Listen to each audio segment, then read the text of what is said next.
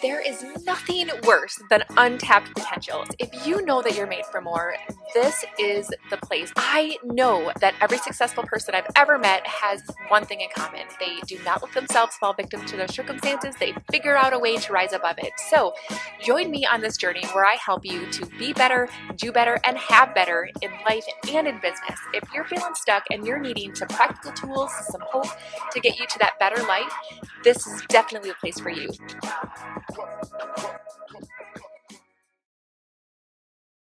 Welcome to the Unstuck Podcast, everyone. My name is Lachelle Weemy, and I am so honored to bring you guys the amazing, incredible superheroes in my life, Laura and Barry Ash. They are the founders of Rock Solid Health, and they are going to blow your socks off. They're super inspiring people that I know are going to give you guys a lot of hope, especially in your life and entrepreneurial journey. So, Laura and Barry, welcome to the show. Thank you so much. And I love that you said the word hope, because I was going to say that. The symbol of hope Barry is on my chest. Yeah, so Barry's wearing the Superman emblem on his chest. And in actual fact, it is a symbol of hope. That's what it is. So you said that. You've opened it up. Yes. I mean, that's just it, right? And I think that, you know, when I think of the two of you, I really do feel like there's this sense of hope. There's a sense of adventure. And it really does inspire me to feel this overwhelming sense of making every moment count, that you're going to capture, harness, and take advantage of every single moment that you have and do as much with it as you possibly can. That's what I love about the two of you. And I can't wait for everybody else to get to know you better. So why don't you tell our audience a little bit more about the two of you? What do you do to serve the world? What lights you up? I think we need to start back back at the beginning, because me and Laura were husband and wife. We've been married 18 years now, but we actually met when we were 3 and 4 years of age, when we was at preschool. So we was dating for about 2 months, and I said to Loz, "Where did you go to school?" And she told me where to go to school. "Where did you go to primary school? Where did you go to preschool?" And we was talking, and I said, "I used to go to this preschool, and I used to play with this girl and this other lad, the Amazing Adventures of Spider-Man."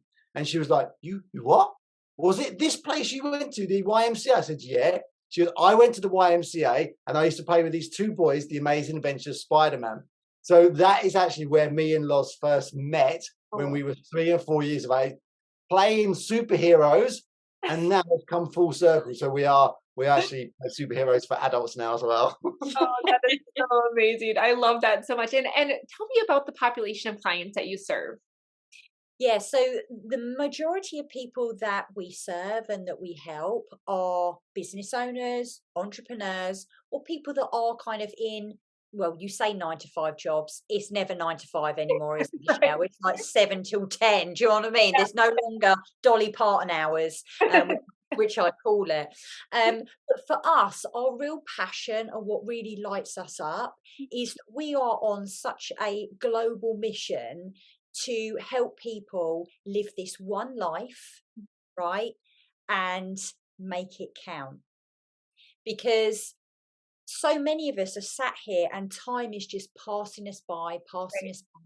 We're not doing anything. We're cooling our heels. We're too afraid to, do this thing, or, think, "Oh, I'll do the workout tomorrow," or, "Oh, I'll meet up with my friends tomorrow," or, "There's a real passion that I've got, but I'll just shelve it until." I'll do it when. Yeah. I'll do it when. The "I'll do it when" curse. And life is passing you by at that moment. And we are only here for a short amount of time. And I just feel like you need to take the bull by the horns and actually live this one life that we've been given and make it count. Yeah. I mean, I joke that FINE, F-I-N-E, is my least favorite 4-letter F word. Right? Yeah. Because we get stuck in fine. It's like, it's not that bad. My job isn't that bad. My body isn't that bad. My relationship isn't that bad. Right? And we allow ourselves to get sucked into the fine version, when what you're saying is like, let's just see what we're capable of. Let's see what this life is capable of. Let's harness this opportunity that we have to see what we can make of it. And that's what I love about the two of you. Has it always been that easy for you? Have you ever been stuck? Let me ask. So, part of my story, Lachelle, is I'm a former police officer and counterterrorism intelligence officer.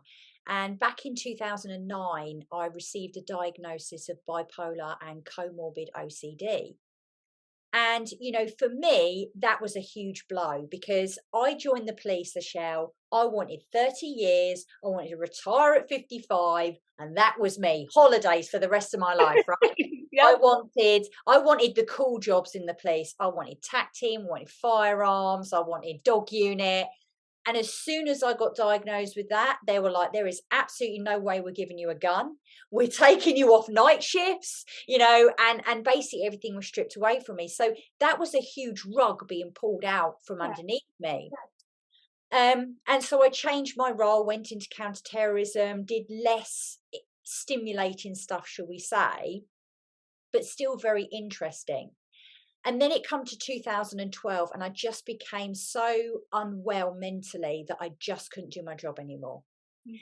And I sat in the Force Medical doctor's office and Barry was with me and he said, right, this is it, Laura. You either do this or we do it. It's time for medical retirement. And there I am, 32 years old at the time, mental health condition, medically retired. I couldn't see anybody giving me a job at all whatsoever. And so we just bought this house. We bought it for like £250,000, right? We've got 4 cats. We were both on really good wages. And all of a sudden, it goes down to nothing. So we had, a few months to kind of sit on things. And we decided that we would start our own business because we knew how looking after myself, what it did for me and how it did improve my condition.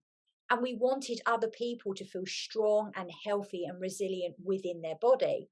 Hmm. So on the 1st of June, 2013, which is 10 years ago, I was medically retired.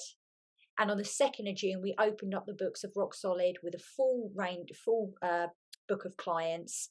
And that's, kind of where it started. You then joined me 4 months later. Barry left his job. We were on a really good wage. You were talking probably combined 60K back then for both of us. Yeah. And we went down to like 4. He gave up his job. You was in the prison service, weren't you? Yeah, it was a time where we thought, does Loz do Rock Solid as a sort of a hobby and a part-time thing, and I would be the main breadwinner with my career in the prison service. Right. But we thought there's more to life than just going to work and coming home with the money. Let's go for this big adventure. Let's see where it goes. Yeah. And 10 years down the line and we're still growing, we're still developing, the business is still developing, and I don't think the business will ever stop developing. It has to in work. But also we're developing with this business. And I think that's the great thing about having our own business is we have the understanding that we're not complete. We're always going to be learning. We're always going to be developing. And Right. that's one of the big adventures in life. And then 4 years after that, 2017, this is when the business took a real swing in terms of health, energy management and burnout, because in 2017 I suffered burnout on a monstrous scale. We almost lost the business.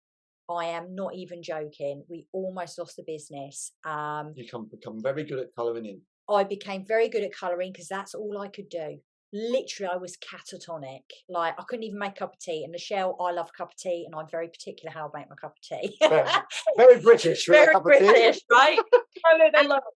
And again, that was huge adversity that we faced. But I recovered within about 4 months. And some people say, what, 4 months from burnout being catatonic? Yes, because I used everything all my toolbox that I'd been doing, and I built new ones. I got support, I got guidance. I started to manage my energy and my stimulus. And we looked at, right, how can we then develop the business? How can we then grow?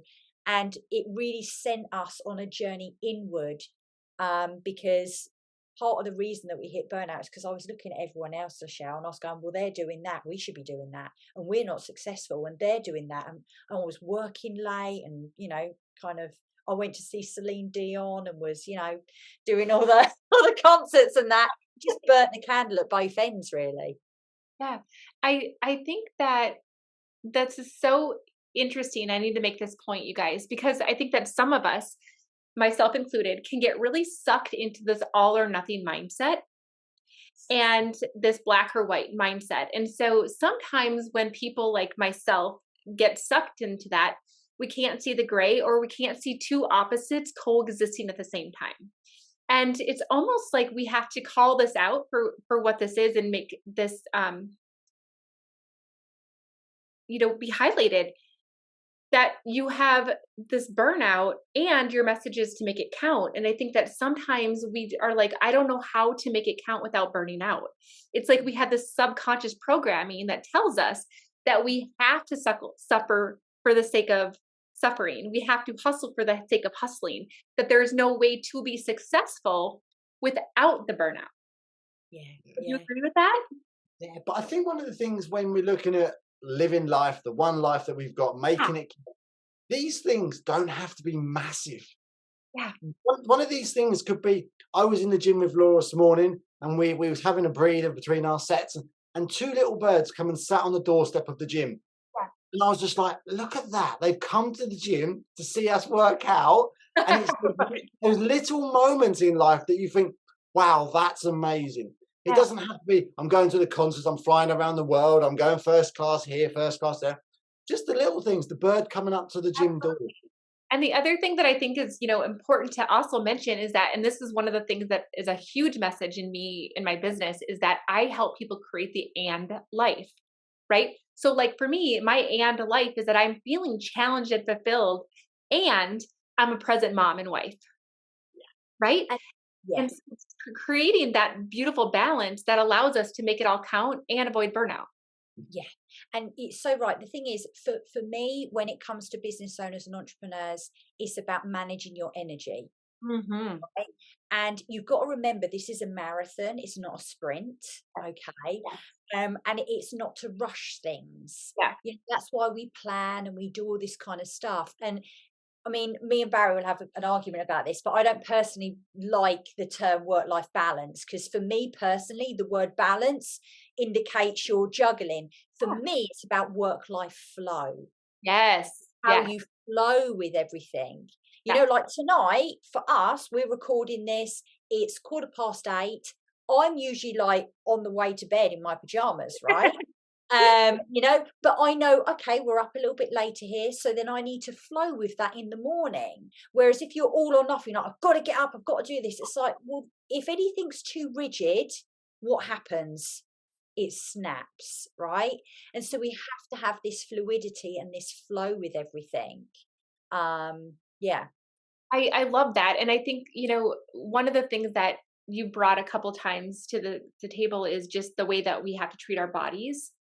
And I had this wake up moment for myself very not that long ago when I wrote my book. So I wrote my book in 6 days.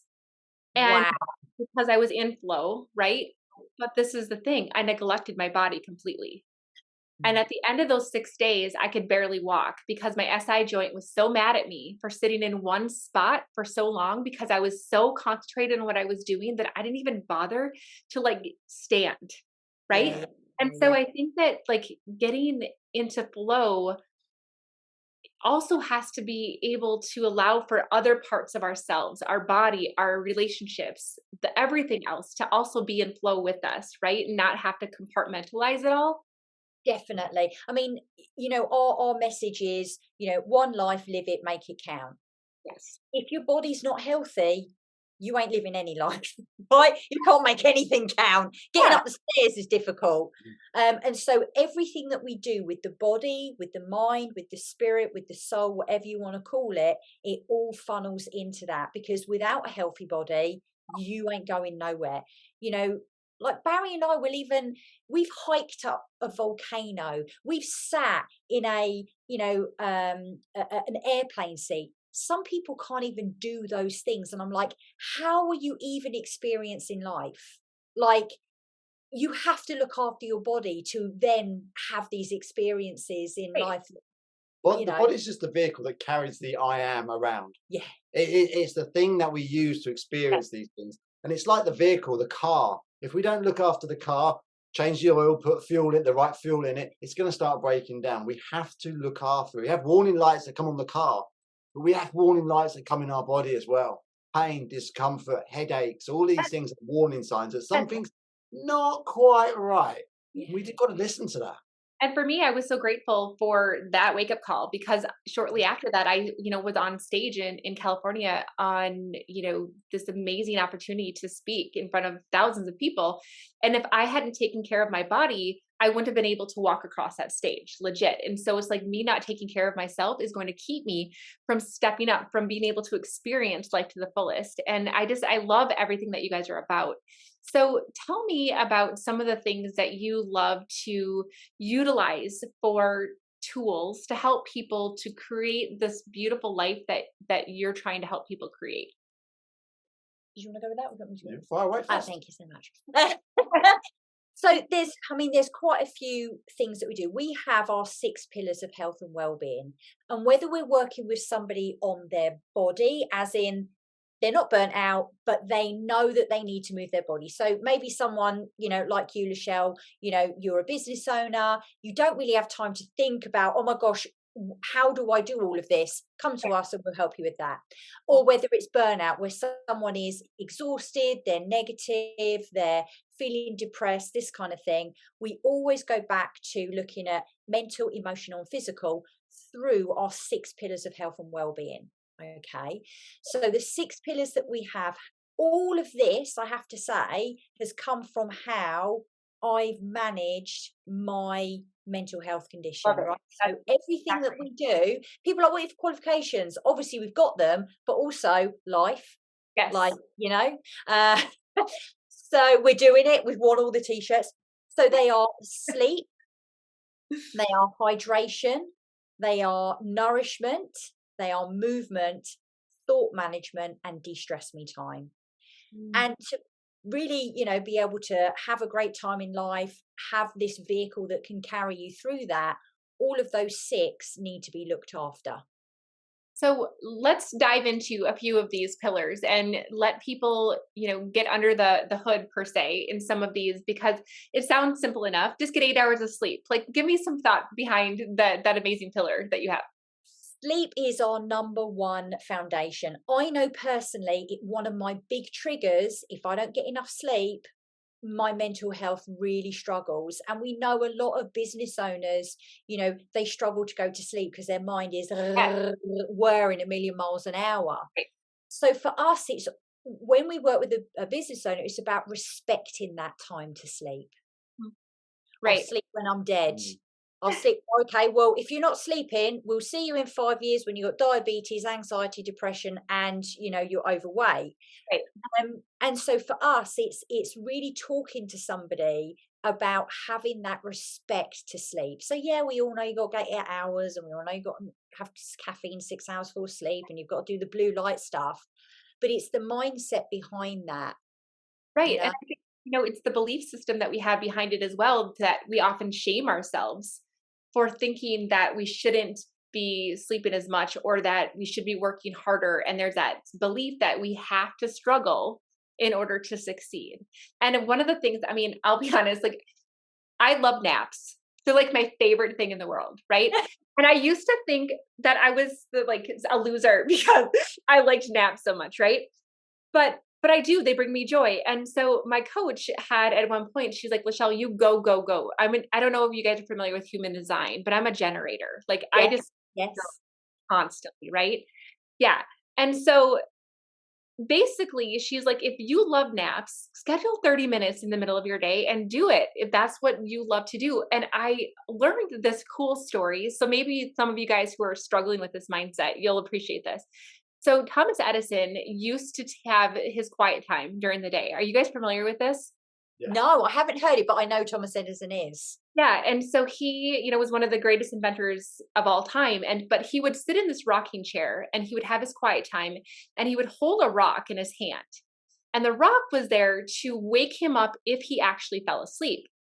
But what he would do is he'd rock back and forth and get himself to a place of just before he was asleep, where our subconscious creative mind was allowed to come alive. And he had some of the best ideas in that space. And so I have that happen all the time where I'm laying down, I'm right before I go to sleep, and then all of a sudden I like get up and write my notes right next to me. And so it's like, gosh, allowing yourself that time to have the creativity, be unleashed from you is actually going to improve your business if you allow for it to happen.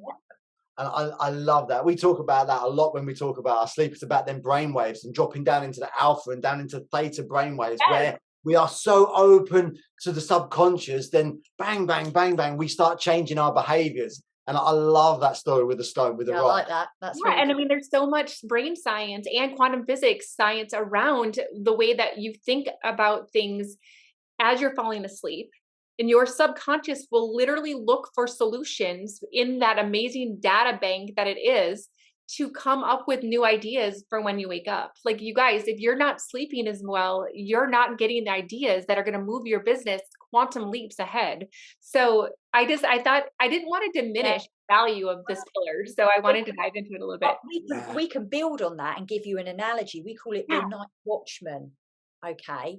So when we go to bed at night, basically what happens is, as you know, our subconscious takes over. And there are two parts to the mind. There are subconscious and the conscious. So conscious mind, logical, rational reasoning tells you what to do. Subconscious, they'll just get on with it if they're instructed, in the right way. When we go to bed at night, the subconscious take over, and it's almost like your night watch crew. You're handing over to them. So if when you go to bed, you're consciously saying, I haven't done my to-do list. Oh, I need to do that. Oh, I'm really worried about that. My client not paying. And oh, damn, do you know what? I didn't get my workout in. I'm such a loser. Yeah. Your night crew will go, oh, that's the handover for tonight. Douche. And they will get working on that at night for you. So you'll have nightmares, you'll have a disturbed sleep, and you'll wake up knackered and anxious. Yes. Whereas if when you go to bed, you say, back when Brian and I go to sleep, we always ask each other what we're most grateful for. Yes. And then I repeat little affirmations to myself. Guess what? My night crew go, thanks, that's what we're working on. I almost like it. When I was in the police, you hand over to the night shift. Yes. You never want to hand over anything rubbish to them because no one ever wants to have the night shift. That's the gratitude for today. And so we call it the night watchman. So what are you going to hand over to your night watchman tonight? What are you going to work on? So I love it. Love that. Okay, your second pillar was water, hydration. Is that right? Hydration. Okay, so any thing that you want to add to that big light bulb for people that are listening? One of the light bulbs is we can drink so much water and we will just pee it through if we haven't got the right minerals within the water. So if you're not on any blood pressure medications or any heart conditions, a little sprinkle of salt in one of your bottles of water in the day, those minerals will actually help draw the water into the cellular tissue, which will help you stay hydrated for longer and be more utilize their water molecules in your body a lot better. And also, did you know that water and dehydration can affect your strength? There was actually a study done with this where they had a bunch of athletes and they did 1 rep maxes. So, which is when you push an amount of weight for as much as you can. And they found that just from the athletes being 3% dehydrated, right, their upper body strength went down by 14% and their lower body strength went down by 18%. Wow. Right? Just from not having your cells being hydrated. That's insane to me. And also it makes your skin look smoother as well. Yes, right? Well done.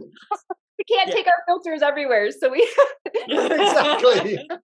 But that's really great. I mean, I'll be honest with you, like I am working on doing a better job drinking water, and I have heard that lemon and a little bit of salt.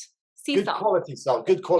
Not table salt, but the best one out there is Celtic salt. Like they call it grey salt or Celtic salt, or Himalayan salt is very good as well. Okay.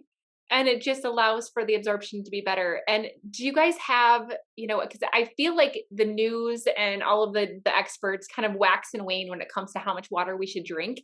I've heard everything from you drink when you're thirsty and your body knows, to having a set amount of water that you should drink. So what is your perspective on that?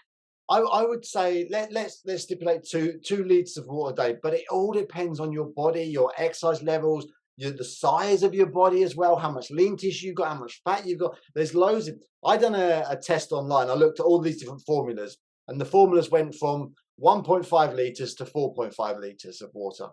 All of these different ones. So I would say let's look at 2 liters. Yeah. Yeah. But also we can look at the color of our pee. Our Yeah. pee should be like a strawy color. If it's like super, super clear and we're peeing every sort of hour, then we could be flushing the minerals out of our body. That's why that little bit of salt actually is really good, because that pulls it into the cells. So we can monitor it like that. But I'd say 1.5 to 2 liters of water is a good point to start with. And I would say, what can you do? Right. Can Right. you do a liter?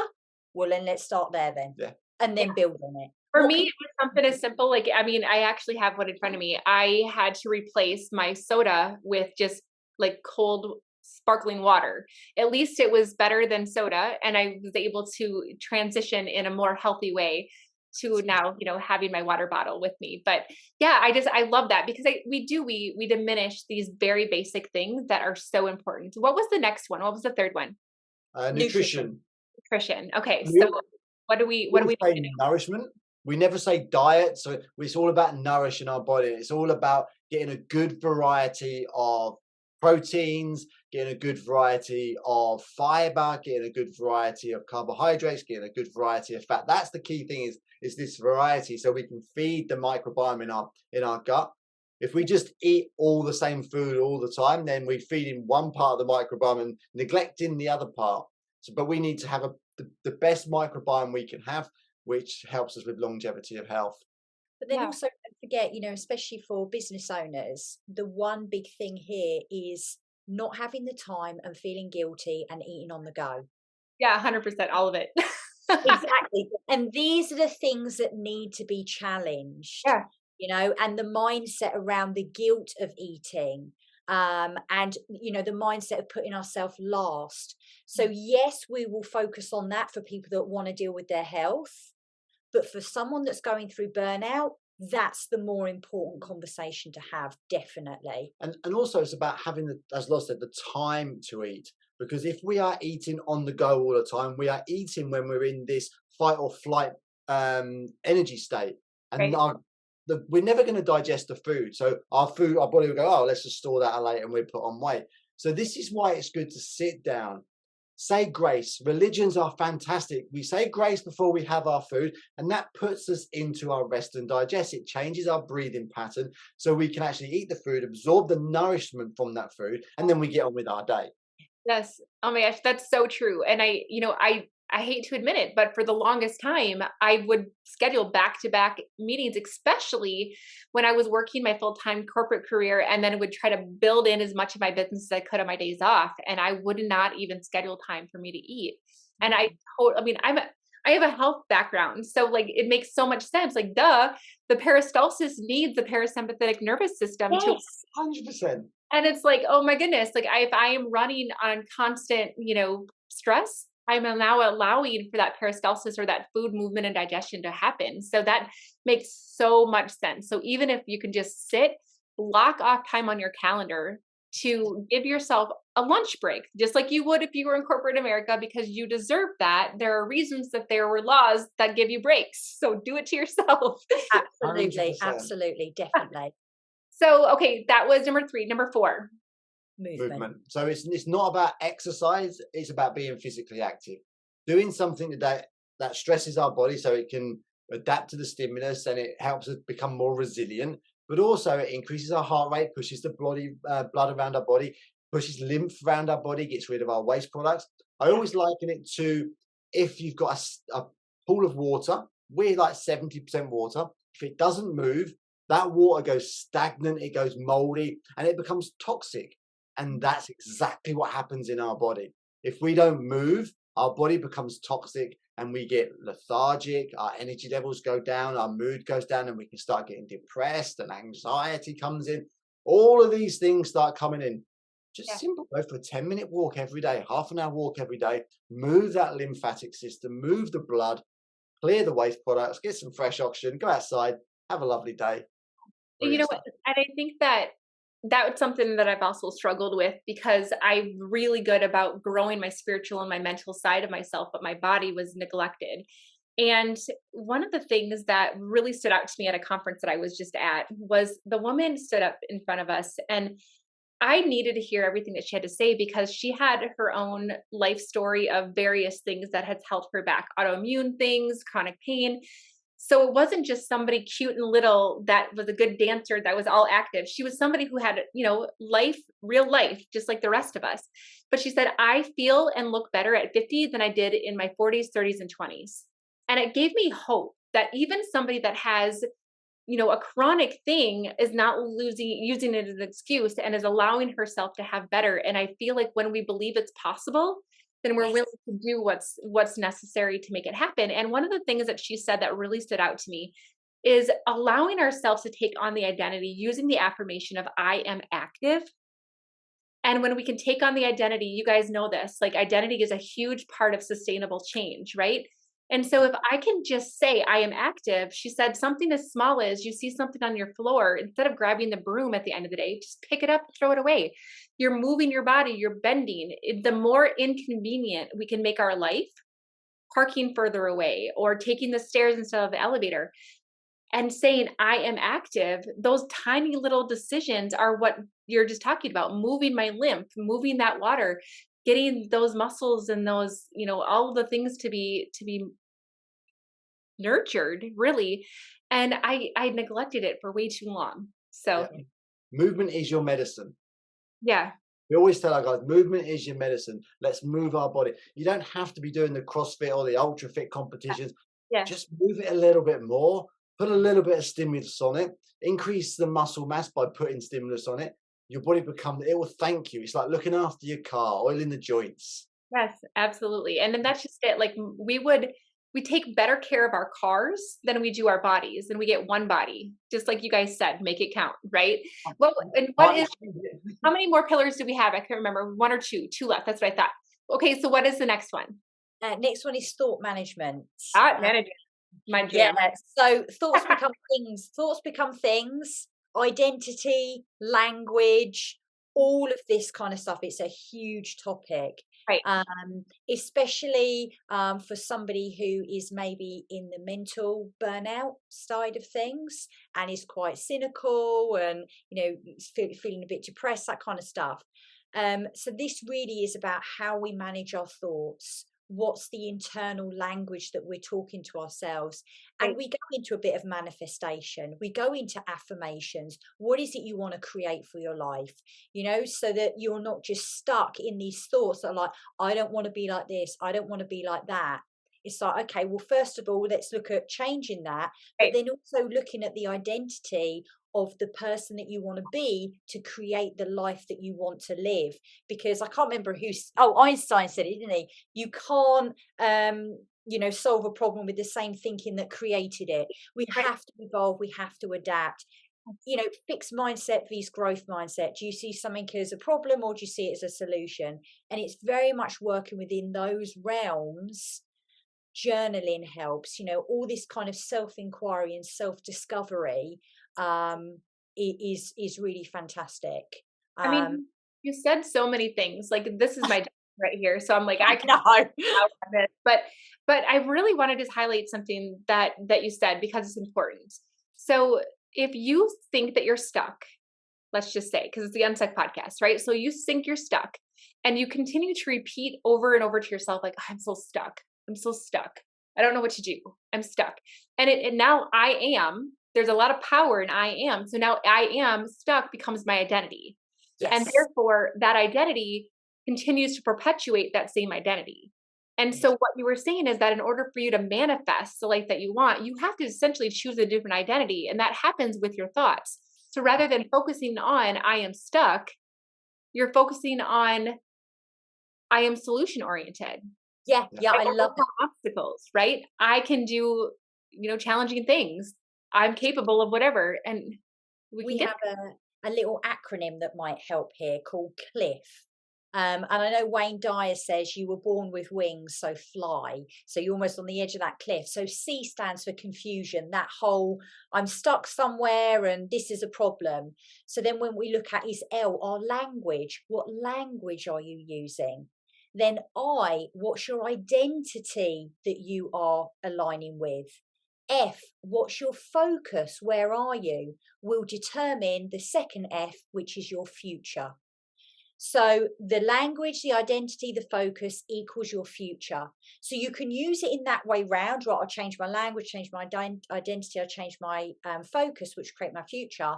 Or you can go, I want to change my future. Right. What do you need to do with your focus?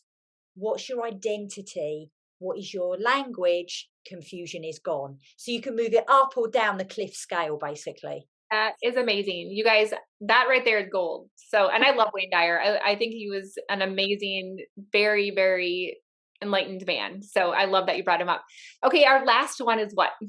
De-stress me time. So this is about filling up your cup. We, as business owners, entrepreneurs, we are so 100% in the business, 100% growing it, 100% serving, 100% giving. But we forget to give to ourselves. What is the things that fills our cup up? What do we do that we enjoy? What is our hobbies? And without having that self-fulfillment, we have got nothing to give and serve to others. Right. So we have to do that fulfillment. Me and Loz, that's her nickname, we're starting to ride horses. We're going out weekends, we're learning to ride horses. Yeah, make it count. Yeah. So we're doing these things that fill our cup up. We're learning while we're doing it. We're challenging ourselves. But yeah, ultimately, we get a bit of fulfillment from it. One of the questions that I hate in networking meetings. Hi, Laura, what is it you do? And then you talk about your business. I want to connect with the person. Like, what do you love? Right. Because I became the business. I became the job. PC 195, Ash, rock solid. I became that. And I lost me. And so many people like, what did you love before you started your business? I used to love crocheting or stamp collecting. I don't care what it is. I'm like, why don't you do it anymore? I just don't have the time. But did you love doing it? Yeah, I loved it. Well, why don't we do that again then? We have to be intentional about it. We have to schedule it into our life by design. It is going to be either default or by design. And if we're going to let all of our schedule run itself, then we're missing out on all of the things that are worth living, right? Yeah. Definitely. We had a build around here the other day, working on the house, and I said, "What do you like doing for life?" He goes, "A lot of people say to me, I'm going to work my backside off until I retire, and then I'm going to do that X, Y, and Z." And he goes, "No, I'm going to do X, Y, and Z while I'm building this amazing business of mine." So he said, "This afternoon, I'm going to go and play golf because I can." Yes. And it's about taking these times off. And he goes, "I'm never going to retire because I love what I do, but I'm incorporating things that fill my cup." I thought, that is spot on. Yeah. He's taking time out of the work to do his things. There is no end goal. There is no retirement for when you really, truly love what you do. Yeah. Let's just incorporate it all into our day and do everything. Exactly. I 100% in agreement with everything that you guys are saying. I learned so much from you. I love how you model living it all out, full out, and making it all count. Is there anything else that we haven't had a chance to talk about today that you wanted to make sure to mention before we close up our conversation? I mean, I could go on for hours. Do you know what I mean? But I think, today what has been said has had to be said. Do you know what I mean? And it's happened the way kind of, the conversation has naturally come out. And, I know that we would help at least one person today with what we've said. And I think it's been absolute. We could go on about the direct arrow method. We could talk about superhero stuff. But I think today has been just perfect talking about our bodies and how when we look after them, we make it count. I think one thing I'd like to leave your listeners with is just take action. Doesn't matter if it's perfect or not perfect. Just take a small amount of action every single day and see where that takes you. Yes, compound effect, right? Just small little actions bringing the confidence as a side effect of those actions and seeing what happens. I love that, you guys. Oh my goodness, we could talk so much. If I get to the UK, like we need to connect because you guys seem like you're so much fun. So we'll make it happen. We're coming to the US in October. We're going to New York, and then we are coming back over to you guys in May 2024. We're coming over to Montana. Oh, that's right. That's right. Oh my gosh, you're going to love it. So you guys make sure that you are checking out the show notes so that you can learn all of the ways that you can connect with Laura and Ash. You can learn what their services are, follow their journey, all the things so that you can be literally blessed by these two. They're on a mission to make the world better. And I just love your energy so much. So if you haven't already, make sure that you hit subscribe, leave a review, let us all know what your favorite part of this episode was. And of course, share it out. Tag us in your social media posts and your stories. Let us know that you're out there so that we get a chance to celebrate you as our loyal listeners. And we just love the fact that you're here tuning in to help yourself get unstuck so that you can make a bigger difference in the world through your business. And we want to help make that possible. So one of the things, you guys, that we always do every single time we close out one of these interviews is I ask the guests to think of a question that the audience can think about that's going to help them move forward from where they are to where they want to be. So what would you love the audience to think about? So I have a question, natural fact, and we're talking about intention. And I would say to them, in the next 30 days, what would you love to say about at the end of the next 30 days? So if you want to do it at the beginning of May, June, July, whatever it is, what would you love to say about that month, and then work on that as your intention for that month? I love it. I love it. Barry, do you have anything to add? I'm just going to say exactly the same. What is that intention? How are you going to talk about yourself in the next 30 days? Love it. Love it. Well, you guys, thank you so much for being here. You all, thank you for listening to the Unstuck podcast. And I hope to see all of you guys here next week. Bye, everybody.